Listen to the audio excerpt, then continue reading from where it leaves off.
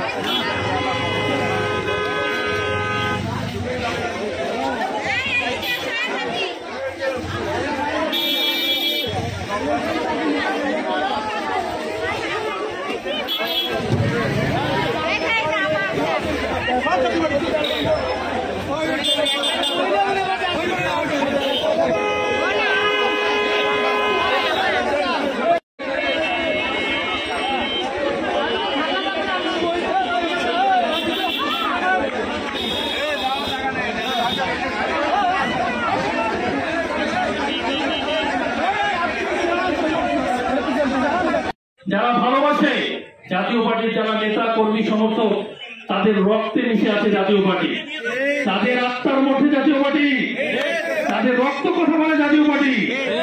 এই জাতীয় পার্টির মধ্যে জাতীয় পার্টিকে নিষ্কাশন করে আপনারা জানেন জাতীয় পার্টিকে যখন প্রথম আমাদের, আমি আপনাদেরকে মনে রাখছি বর্তমান এই সাথে দ্রব্যমূল্য, এই সাথে চাকরি নেই, বেকার সমস্যা, মানুষের কোথায় কোথায় চাকরি বাদ, গার্মেন্টস ফ্যাক্টরি বন্ধ।